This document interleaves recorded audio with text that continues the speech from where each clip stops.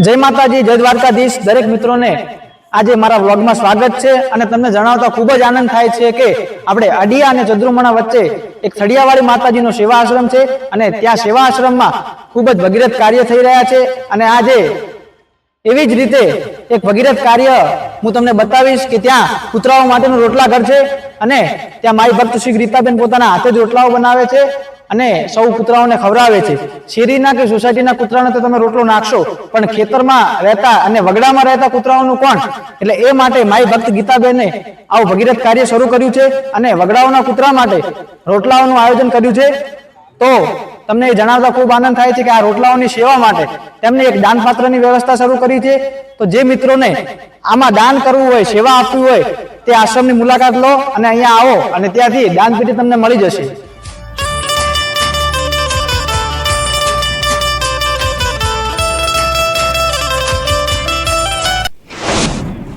तो मित्रों, आ एक આપણે રોટલાની સેવા માટે દાનપેટી બનાવી છે। તો આ દાનપેટી તમે લઈ જાઓ, દાનપેટી લઈ જાઓ અને તમારી જે યથાશક્તિ હોય એ આ દાનપેટીમાં તમે નાખી શકો છો। એટલે દાનપેટી લેવા માટે તમારે આપણે અડિયાવાળી માતાજીના સેવા આશ્રમ ઉપર આવવું પડશે અને ત્યાંની મુલાકાત લો અને આ ભગીરથ કાર્યમાં, આ સેવામાં તમે પણ લાભ લો। તો મિત્રો, હવે હું તમને અહીંયા આશ્રમના માઈ ભક્ત શ્રી ગીતાબેનની મુલાકાત કરાવીશ અને તે જે રોટલા બનાવે છે હું તમને બતાવીશ।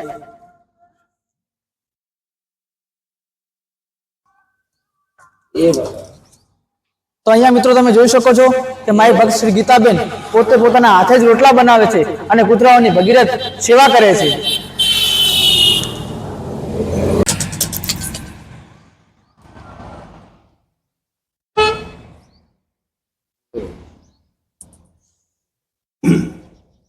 અને મિત્રો તમને એ પણ જણાવી દઉં કે માઈ ભક્ત શ્રી ગીતાબેન એ એક અખંડ તપમાં બેઠા છે, જે 12 વર્ષ માટે અનાજ લેવાનું બંધ છે અને દૂધ અને પાણી ઉપર છે। તેમને 2 વર્ષ તો પૂર્ણ થઈ ગયા છે અને હજુ પણ 10 વર્ષ સુધી અનાજ લેવાનું નથી, ફક્ત દૂધ અને પાણી ઉપર જ રહેવાનું છે।